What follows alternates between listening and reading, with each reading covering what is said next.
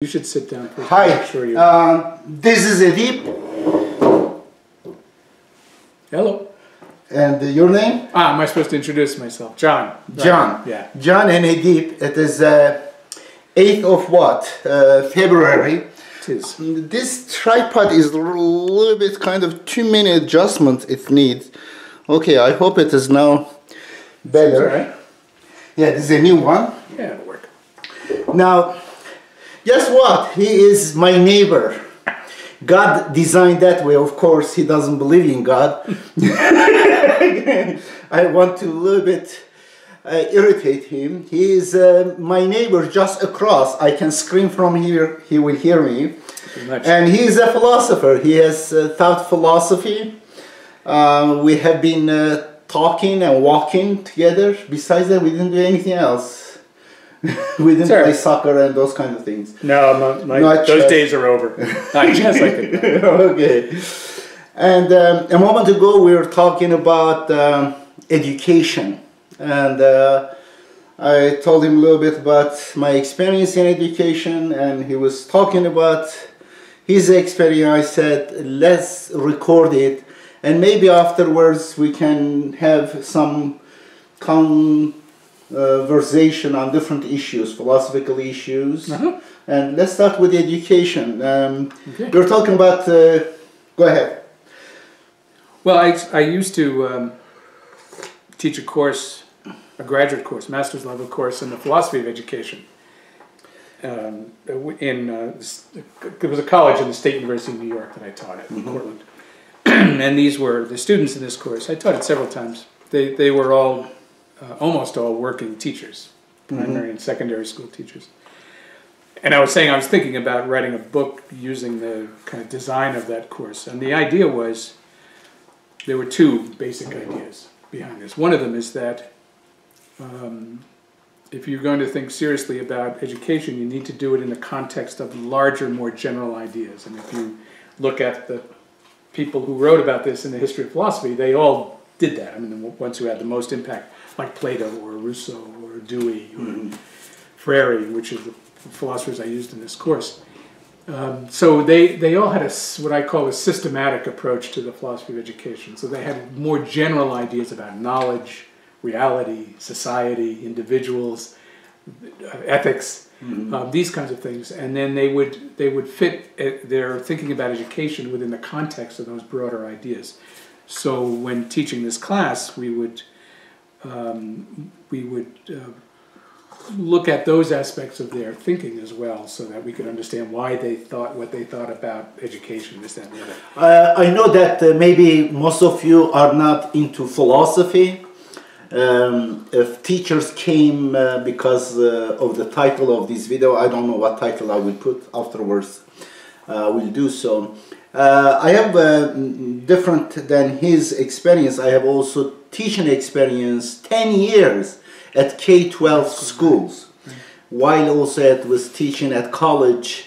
At one day I would have 7 years old from elementary school. Sometimes I would go sub teacher there. Right. I had assigned few classes like math or science or journalism or Turkish class.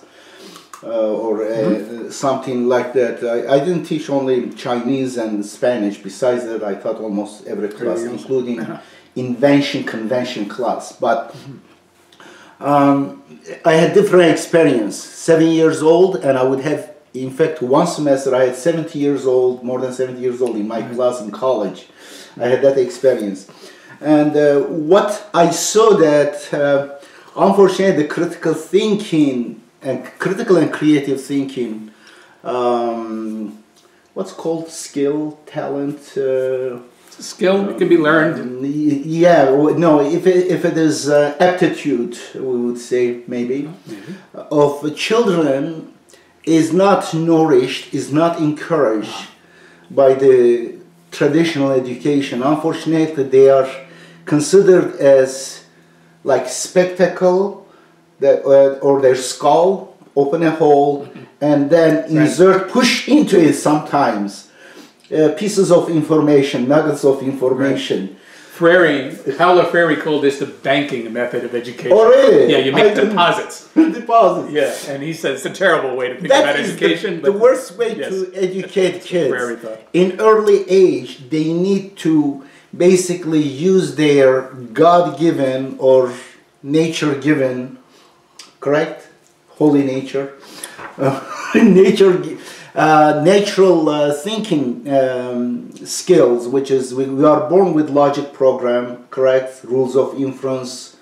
These logic program are not really learned. You don't need to get education. I do think we are born with that. Yeah, I don't like to think about it in terms of programs. It is, but modus ponens is a program. If P and Q, that's one way. That's one metaphor to think about. It's not the only possible. Oh my God!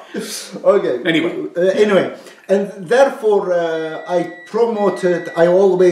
we always focused on like Socratic method. In fact, Socrates used this one, correct? Let people discover the truth on their own. The method is to draw it out of them. Exactly. Yeah. Let them step by step. Which, by the way, is the etymological origins of the word education. You know this. Really? Tell me. It's the Latin. It's a Latin verb, educare. Educo, and the root of it, duco, is I lead. Oh, like in the Italian, il duce is the leader. Very interesting. Right. So the root of it is duco, I lead. Ducere is to lead, and then educere is to lead out.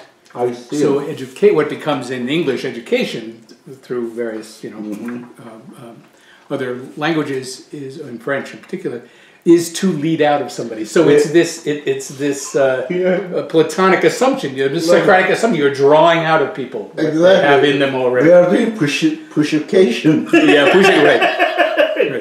And by the way, you might be curious what we are eating. This is the Turkish biscuits. They're very good, by the way. So is the tea. Yeah. Hopefully after this one, we may go. You gave a great feedback on my book, 10 Questions for Atheists, correct? I gave feedback, right. Okay, we'll discuss that one. Just in parentheses, I want to remind you, we may have a very passionate discussion on that book. And what do you think about the children? I say children are philosophers. Do you have the same thing? Yes. Yeah. They're always asking why. Exactly. They want to know why. It is the best word. It is my favorite word. If you ask why question, it leads you to discover the unknown. But usually we are led to ask how question. It is a good question. That's a good question too. Yeah.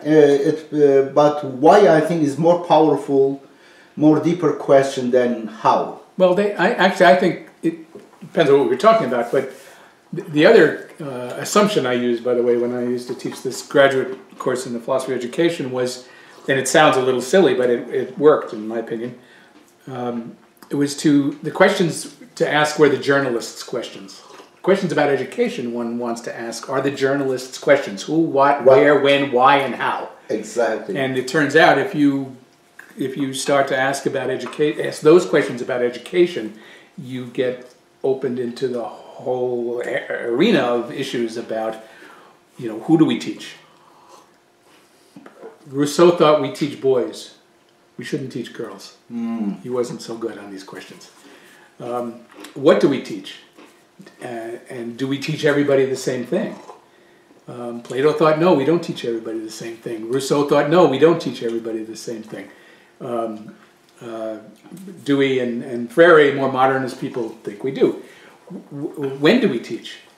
Is there a certain age that this happens? Does it have to happen only at a certain age? Where do we teach? Is education something that goes on in a classroom, or properly in a classroom, or in the backyard, or at the kitchen table, or anywhere else? Why do we teach? What's the point of this? And how? What are the methods? So it turns out that those 5 or 6 questions that are the journalist questions applied to education work very nicely. Yeah. Okay. Beautiful.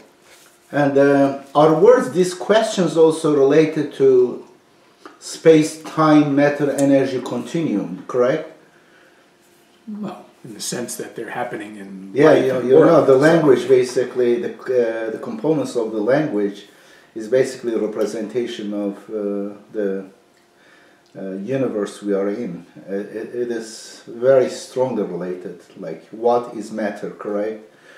And how is the design of the matter in space, and why is action cause and effect of the verb, events, energy, correct? Not only they are those things, but there are other ways of thinking about that. Yeah. Because why can be not just a material cause, but it can be what Aristotle called final cause, purposes. It can be why. Yeah. So I wouldn't put this just in terms of why is material. Ambiguous? Well, there are several. Aristotle talked about four different causes, and so why can be asking any one of those four, and maybe others. What does the word cause, in fact, used by Aristotle in a little bit different meaning. Not exactly. Well, what you mean by when you say X causes Y is what he would have called the material cause. That was one of the four. What was the causes? Can you? People are curious right now. There's the material cause. There's the formal cause. The formal cause is the sort of design, shape of the thing, right? Final cause is the purpose. What is the purpose of the thing? Right. Yeah, about human being, material cause, formal cause. There's formal cause, final cause, material cause, and efficient cause. Oh, efficient cause is the X is what we mean by causation. Okay, X happens and then Y happens as a result. Let's apply to this biscuit. What is the material cause of this? The ingredients. The ingredients, flour and stuff. Right. Of course, that can go all the way to star, to hydrogen, correct? What is that? What is that from? It goes ultimately to the sun. Well, that's different. What is formal cause? Formal cause is the design. Yeah, this shape, is rectangular. Well, correct? That's rectangular prism. Geometrical form is rectangular, but there can be other aspects of within formal inside. cause. Okay, beautiful. It's not just geometric. Yeah. And the efficient cause of this. The factory that made the biscuit, the machine that thing that mixed the stuff, all that. And what is the final cause? Purpose. Nutrition, to eat, nutrition, enjoyment. I'm right now doing exercise in the final cause of this. Right, that's right. And what about humans? Let's apply to humans. Same thing. Same kind of cause. Aristotle thought these four causes would apply to what is the final cause of humans? Well, that's a perfectly good question. I would say it depends on circumstances. Because if final cause can be purpose, right? It can also be sort of the effect, the consequence of a person's. I think as an action can be as an atheist, I think you don't think about final causes of natural things. Maybe only human-made stuff you apply final cause. Final cause can be the effect of something, or it can be the purpose of them. So I can.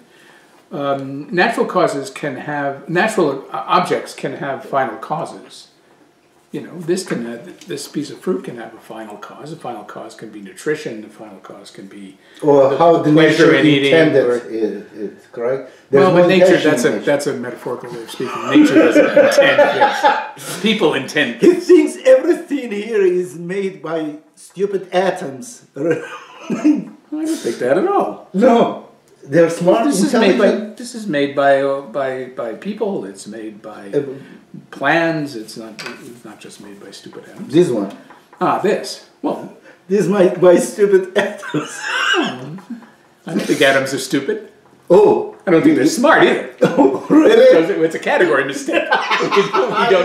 We don't need to apply those. I love it. Those That's irrelevant. Objection. Right. Okay. No, gosh. So anyway, one of these days I'll write this book write up that way of approaching education, and through some major figures like Plato or Rousseau, Dewey, Freire, some others. It'd be interesting. What about Skinner? Have you ever? Yeah, no. We became a disciple of Skinner in that school. Two of my sons, they were in charter school in Tucson, accelerated learning lab. It was small, boutique. Oh, boutique, the word I was looking for. Boutique school, yeah. Boutique school, it was listed as top 5 in the United States. in that school, anyway, I don't want to go back there, but yeah, I don't have a lot of affinity for Skinner's way of thinking about people, yeah. but Well, we were every week. I think it was Thursday or Fridays. Fridays we would have meeting, and then we would discuss about two things basically: pedagogy, how to teach the class, how to manage the class, the content, and teaching methodology. It was about 100% engagement of students. Everyone must be on the board, and also the class management.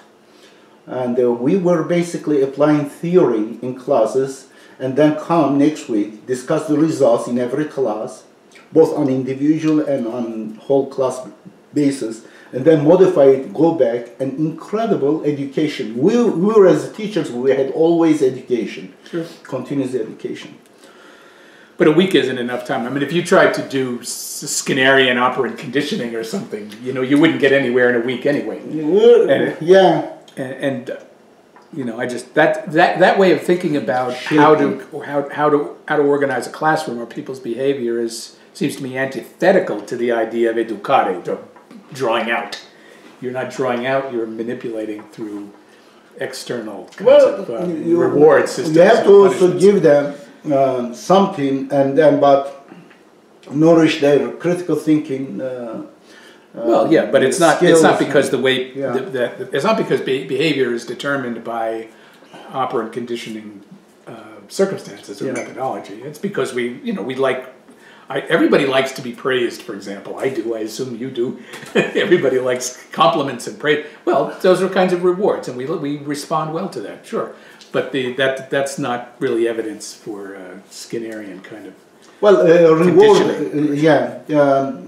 Reward should not be material reward. Basically, the very knowledge, acquired knowledge by itself, should be celebrated, and the student will lead to enjoy, savor learning for the sake of learning. Therefore, extraneous reward is not good. If you're related to other things, well, if you learn this past the class, you will have cake, you will have candy. Right. That's a very wrong way of promoting learning. Besides, that is a kind of primitive. It's wrong. Kind of But therefore, students in that school, they became motivated because they start enjoying learning, and it creates really addiction. Sometimes weekdays we'll go work whole day. For example, in Science Olympiad, we're getting first places in many areas in Arizona.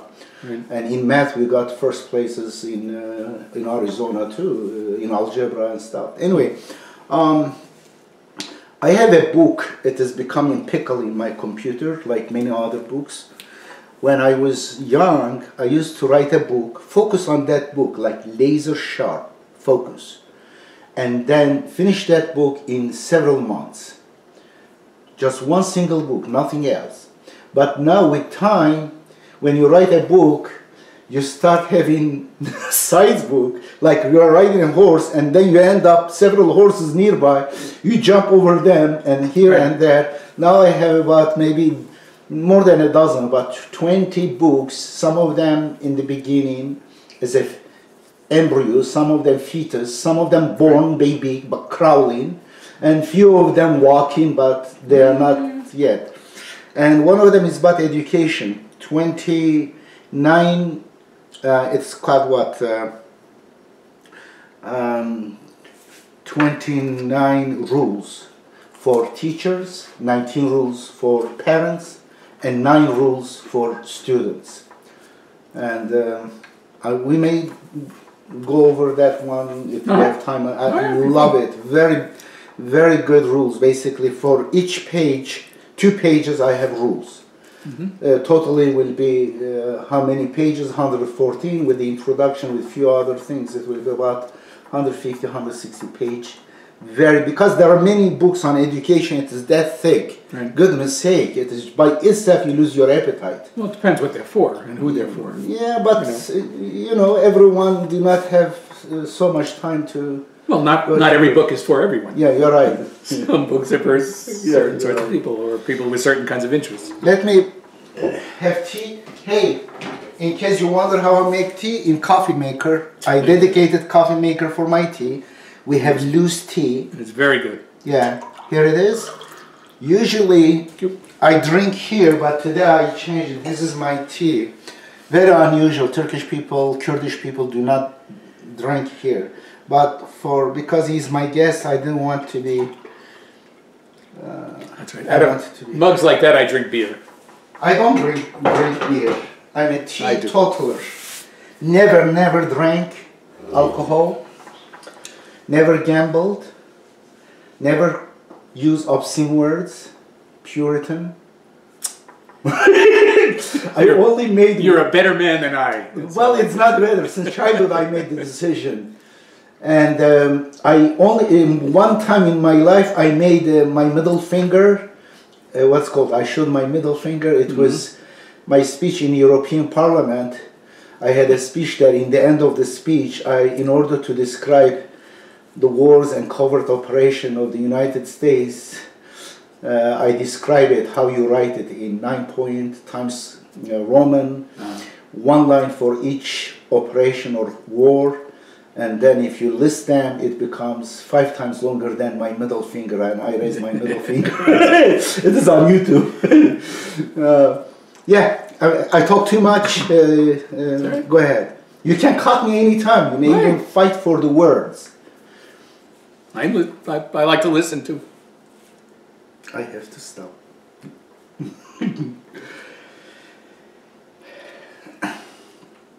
And any interesting memory from your teaching in relation to students or education, something that you would like to share with people? Well, I taught for a long time, so there are too many. Lots of memories. Pick right now. This particular philosophy of education course I used to like to teach was interesting because the students, as I said, were working teachers. So they weren't philosophy students. And they didn't see themselves as philosophers. And in most cases, they were scared. They were scared by the idea of the course, because anything called philosophy is implicitly scary to begin with for a lot of people. But when I would tell them we're going to read Plato, they would get very nervous. And then when I would tell them that after a month or so of this, you're going to write a paper in which you criticize Plato, they damn near fall off the desks. Because they just never thought of themselves as people who would or even could do that. Yes. So one of the more satisfying moments of a course like that, and it's one of the reasons I used to go back to it and I like to teach it, is that they would do that, and I could walk them through that, and I could help them learn how to do that. And when they did, they were extremely excited because it changed their impressions of themselves and the way they thought about themselves. Absolutely, they consider Plato as like God in their mind. Yes, out there that has nothing to do with them, and they only can learn from Plato. Not well, they didn't even think they could learn from Plato. They didn't think they could read it, but the idea of criticizing, yeah, that's beautiful. Yeah, so that was a very satisfying moment.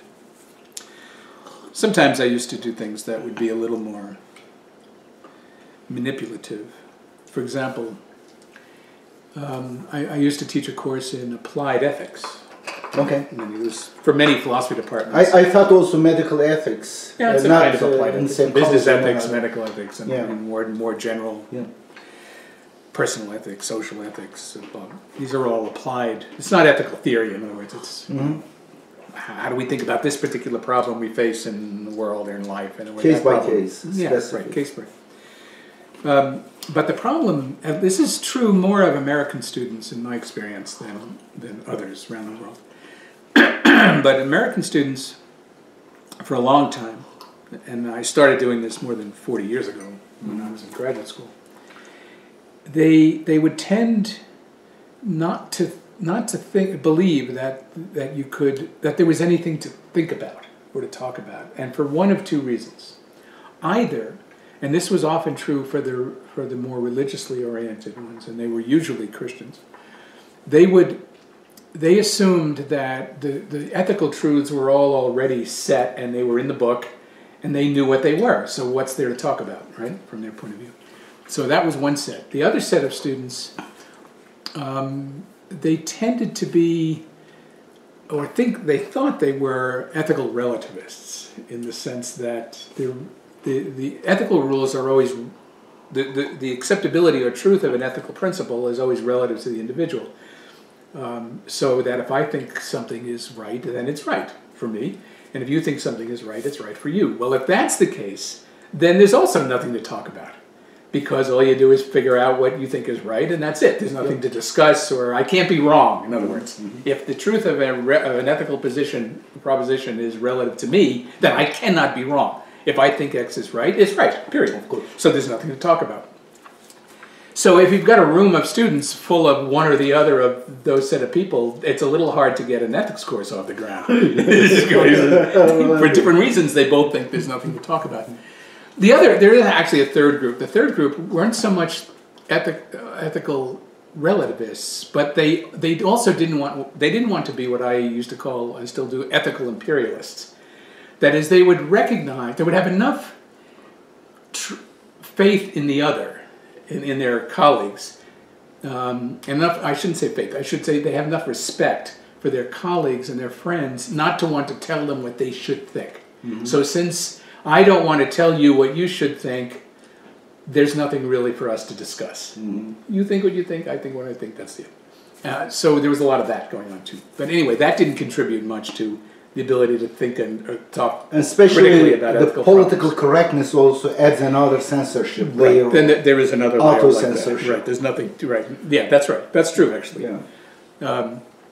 So, you know, if you're trying to teach a course in this sort of thing and you want to have conversation and discussion and inquiry, analysis into ethical problems, you've got to get through all that somehow. Yeah.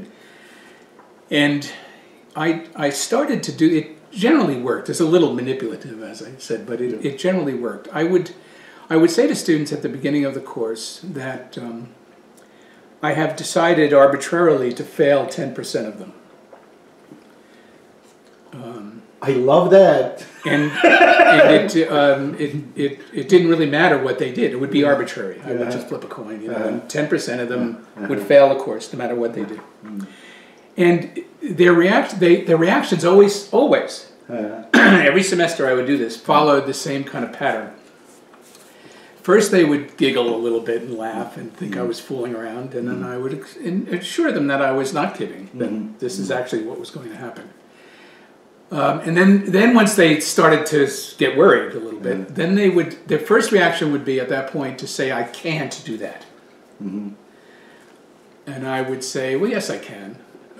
For a while, when I was a member of the department, I would say, well, I talked about this with the department chair, and he or she agreed. Say life doing this to us. Well, that was the other thing. I would say, we get viruses all over. There's a final cause, right? Okay. That the reason I'm doing this is to help prepare you for life, because life is not fair. Sometimes you will suffer, and it'll be for no reason, nothing to be done. It'll just... That's it. You are hit by a car. Anything, you know, or somebody treats you badly. It's not necessarily anything you've done. It's just life works that way. So I'm helping you prepare. So, but I would tell them that the department chair agreed that I could do this. So yes, I can do it. And then when I was department chair, I would say, well, I'm the department chair, so you know, I can do this. Right? And then for a while, I was a dean, and I said, I even talked to the dean. I talked to him in the mirror this morning, and you know, So then they would start to get really worried. And this would go on for a while.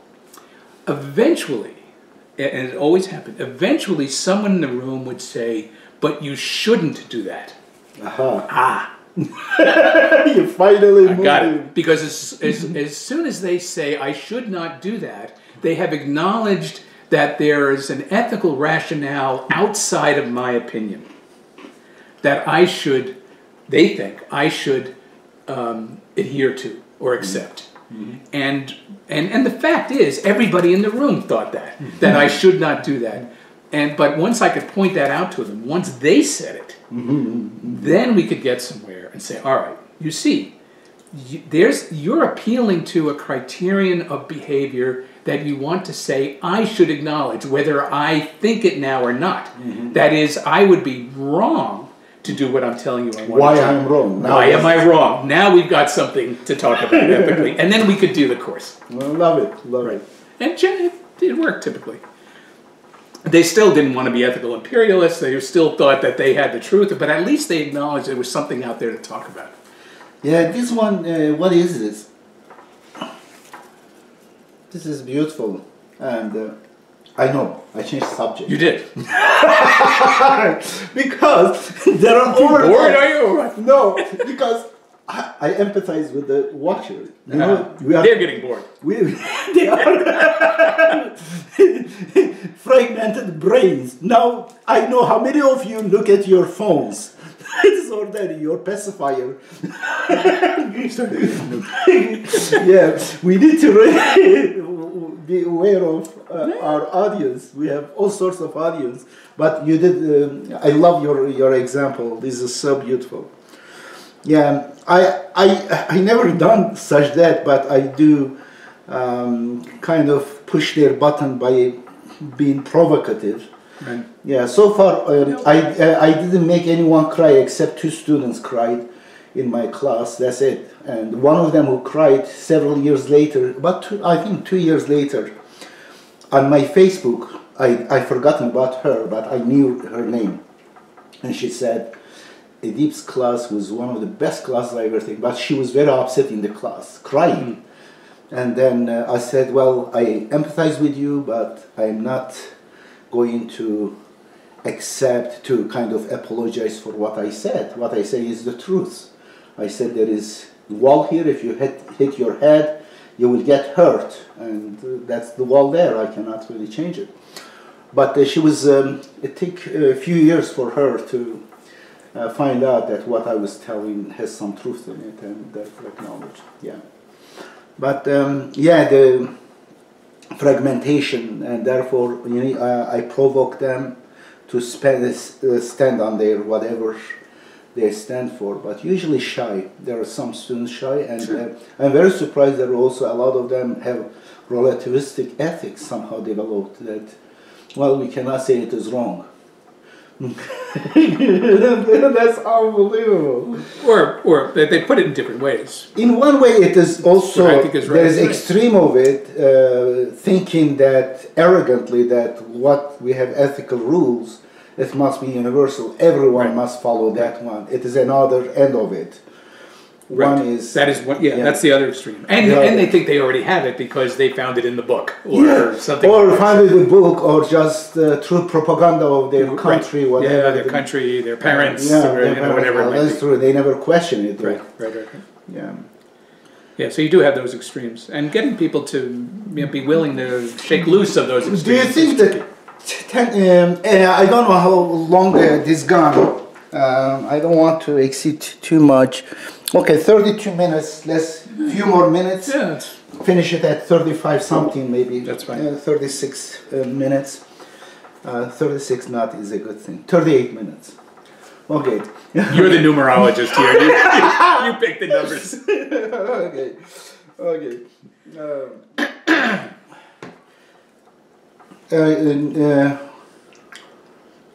But you must. I mean, if you're teaching just about everything, whereas you say you must come across these kinds of problems that you have to massage the students in a certain way to get them loose enough from some assumptions or whatever it might be to think about things. Of course. I mean, we all do. Yeah. But I suppose it's different in depending on the topics you're teaching. Teaching mathematics is one thing. Teaching ethics is a different story. Well, I think everything is related to each other. Mathematics is related to politics too. How you use statistics and numbers to things, and everything is related to what there is common to all this is the necessary creativity of a teacher. You know, I remember I had a colleague when I was in a philosophy department. I had a colleague who used to teach the formal logic course, symbolic logic. It's very much like mathematics. It's very much like geometry. That is, I teach symbolic you logic. learn the rules, and you have a symbol system, and then you prove things, right? And it's very interesting, and some students get driven crazy by this. But he used to do something that I always thought was very interesting and wonderfully creative. Instead, for every symbolic logic book there is, you know this because you've taught it, at the beginning it teaches the symbol system. This means and, this means or, this means this, you know. And then your students just learn it, and then you manipulate the symbols according to certain rules. But he would start, not with that, he would have the students design their own symbol system. The class, not individually, but the class would design its own symbol system. And then he would walk them through just the problems. You know, what is it we're trying to do with this? You know, what kind of sentence do we need if we want to be able to symbolize a certain sentence? Let's say this sentence. If we want to be able to symbolize that, what kind of symbols do we need? And then they would start to understand what a logical operator is and why getting clear about the difference between and or is so important. Of course. And, you know, what about this phrase? What does this operator refer to this whole phrase or just to this word? I don't know. Then we need a way, right? Then we need a way to do this. So they would design That's beautiful. Language. It is beautiful, and it's brilliant. Let them pass through it. Yeah, because then they understand it at the end rather than just having memorized. I love it. I always thought it was a brilliant way to do this, and it worked. The students did understand it much better than normally they would. I have been using Copy's book. Yeah, that's famous. Oh, you're famous. You have heard about Copy? I used it 50 years ago. No, you are not that old. Well, I started teaching 45 years ago. So. That is a fascinating, beautiful book, and survived. I think it is record. It is the most used textbook. When I was a student studying logic 50 years ago, he also used Copy. Hold on, let me bring that up. You should see it. Yeah. I have many volumes of it. All right, that must be through 30 or 40 editions by now. He taught in Hawaii, I think, University of Hawaii somewhere. He's got to go find it. I have many different versions of it. Oh, this is 13th edition, but here it is. This is Copy's book. This is one of the, I don't know which year I used this one, you see. Rules of inference, 19 of them. Have you seen this one? We are born with 19 rule of inference. Oh, there you go, that's right. Here is Copy, and he has problem with 19. I want to introduce him. I don't have a problem with 19. You have an obsession with 19. This is the book you thought. We are born with 19 rules of inference. 19 is a perfectly good number. Good number. So is 18. So is 20. We have modus ponens, modus tollens, disjunctive syllogism, hypothetical syllogism, constructive dilemma, absorption, simplification. These are and then we have rules of replacement. 9 rules and also 10 rules of replacement. Oh, great! I love to make arguments with this, proving the arguments. Well, that's what and validating. Symbolic logic's for. Yeah. Yep. Well, anyway, that's been around. I think when I was a student, even 50 years ago, it was. We this cover, if you don't say, there are many different covers. I have maybe dozens of these. Each edition I have. 20 years I have been teaching this. You guys nice to meet you again. In fact, I found some errors, and I didn't convey to them. I forgot. I wish that I had. And anyway, he can't still be alive, can he? No, I think he died. I think right now there is another. Somebody else working on it. Yeah, but still continues. Yeah, I think he was in Hawaii. He was at the University of Hawaii. I didn't know with me that logic. You never know. Life is unpredictable. Yeah. Now you've probably gotten past your 38 minutes. Just to. I realize 38 is 2 times 19, and this is. Oh, he got mathematics now. Okay. Say last thing. Okay. Take care. Thank you. See you again.